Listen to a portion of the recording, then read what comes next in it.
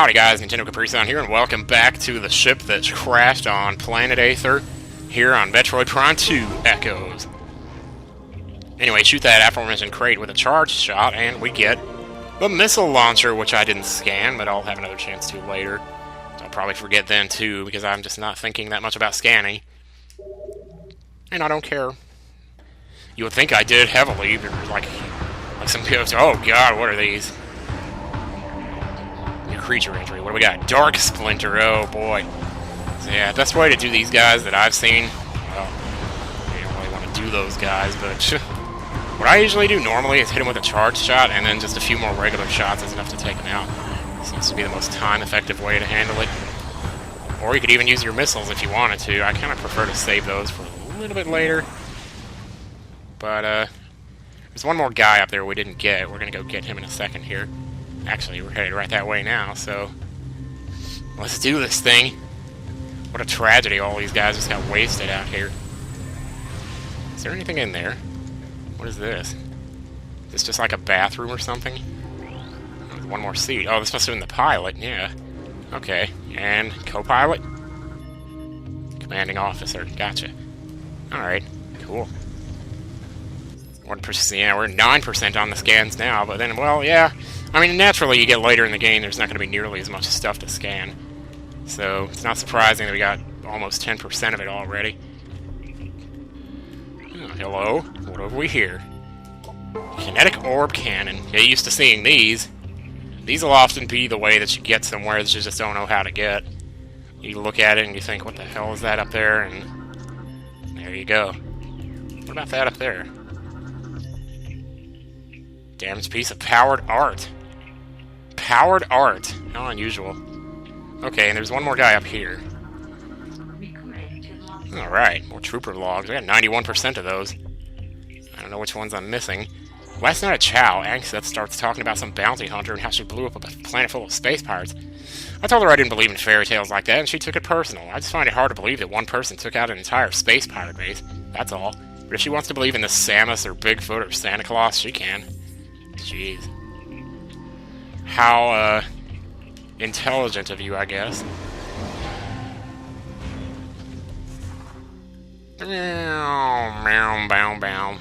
So, what do we got here? Actually, that'll probably blow up anyway when we hit this with a missile. Any Metroid player would well know that a red door is susceptible to those, and of course in this game, it only takes one to open them, so... Thank goodness. Oh, great. Yeah, I think we probably might recognize these from the first game. War wasps, indeed. So, let's go ahead and clear them out, so we can see what else is going on in here. Kinetic Orb Cannon, indeed. These are pretty much like little restock things right here, and then this up here is a switch that activates the Kinetic Orb Cannon, because you might get stuck down here. I know I did my first time. I was like, I was rolling into a ball thinking, okay, maybe I have to find a way to get back up these holes, but I can't go. I tried, I can't do it. Probably even with the boost ball you couldn't do it, but... Whoops, spoilers. I don't know how much of a spoiler that really is. Most of the power-ups you get in this game are pretty much the same ones that you get in the first game. So, if you don't want the War Wasp spawning all over your ass, you can missile the hives. Just be mindful that you only have 5 missiles at this point, so it's a bigger deal than it might normally be. Anyway, because you're going to need a missile to do that, too. But if you see any missile recharge, if they get dropped by the War Wasp, you might as well pick them up. Yeah, sure. Why not? Poof. And of course, if you didn't missile the thing, you wouldn't have actually been able to blow through that with your ball. With your balls. A little too easy to make ball jokes, I guess, with this. But, I mean, admittedly, the balling is like one of the most fun parts of the game, as far as I'm concerned, so... All I say is ball on. 8 cycles. Whoa.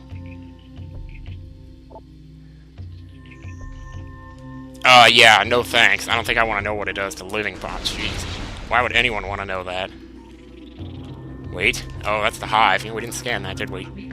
It's War Wasp Hive. If you don't want them to recharge, you don't want them to keep appearing, just kill the source. Elevator unit online when you got that. I think that's pretty much all we can do here.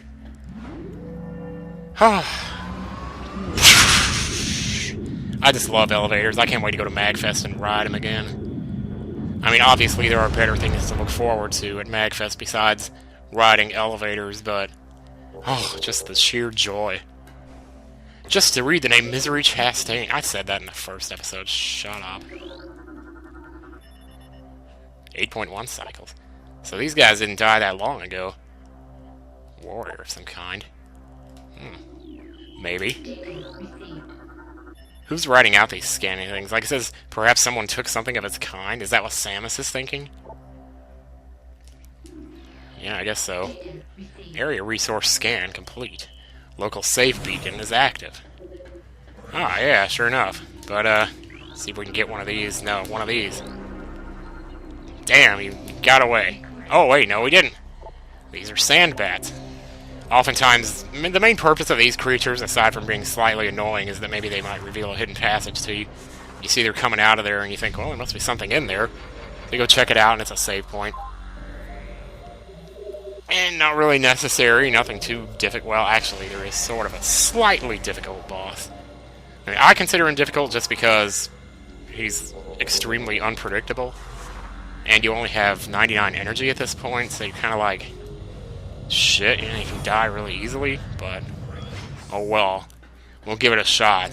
If I died to this first boss, though, that would be pretty embarrassing. But if it happens, I don't really have a choice. See, with this game, this is not going to be like DK64. I can't really cut out my fails as easily on a game like this. And there's really less of a reason to, mainly because the fails don't... because I'm not failing a bunch of times on the same thing, for one.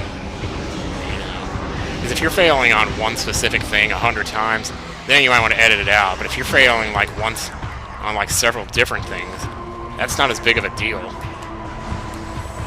So just keep strafing as much as you can here.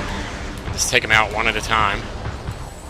Even if you don't think you need to, strafe anyway. You know, just to dodge something that may happen to be coming at you that you didn't realize was coming at you. And charge shots are nice, but at the same time, if you miss, you've wasted a lot of time. So I don't know how much I really honestly would recommend that, but if you do manage to hit him with it, though, it saves a lot of time. And always try to lock on, because your eyes may deceive you. Don't trust them. This is the guy right here. Yeah, because he's... first of all, he's extremely, well, sometimes he gets really tough to lock onto, but if you manage to hit him with a missile, yeah, so he's down to 35 energy already. Once he changes to his next form, he's not so bad, and look at there, I didn't scan him, so I've already, you know, no chance of 100% scan running this. Not that I was going for that anyway, but I thought a few times earlier that maybe I was still on the verge of one, but... Now with this guy, all you gotta do is pretty much just keep running to the side. You don't even have to strafe. But as long as you're not too close to him, and all he can do is just this right here, spit at you. And you just pretty much get to sit here and watch his life meter deplete while you button mash as fast as you possibly can and just go as fast as you can, and it's so much fun, it's just so much fun, it's so much fun. Okay, we'll try a charge shot with it. Oh man, I just stood right in front of him and let him hit me there. Go ahead and missile the guy. There we go. I was getting a little anxious there, a little low on energy, and I thought, you know, I better finish this now.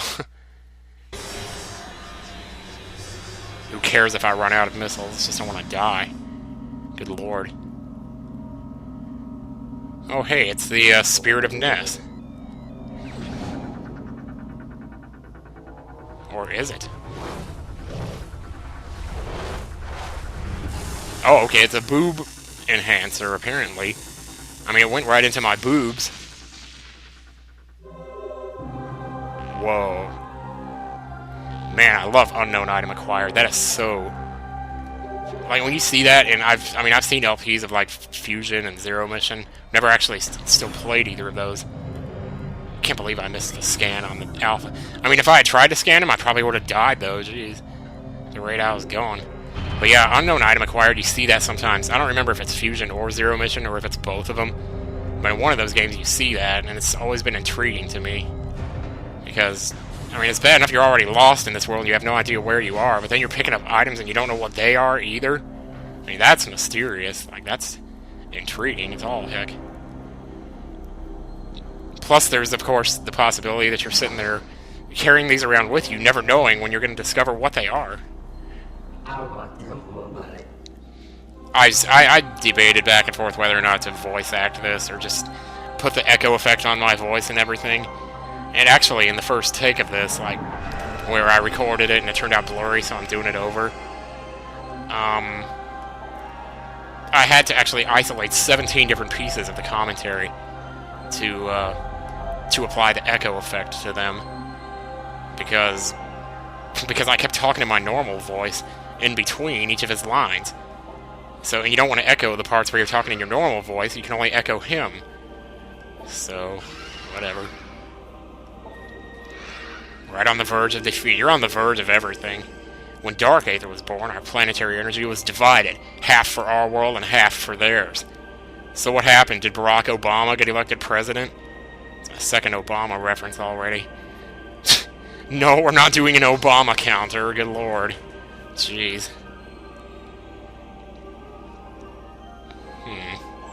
So? Oh. Well, that looks pretty much like the thing I just picked up. I don't know why it's in your hand all of a sudden. Did you pull it back out of my boobs? Is that my silicone implant?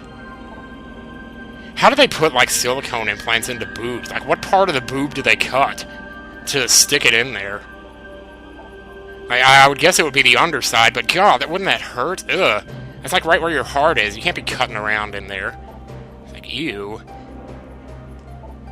I don't think I want to know, actually, but you know, it's one of those things that you just never hear.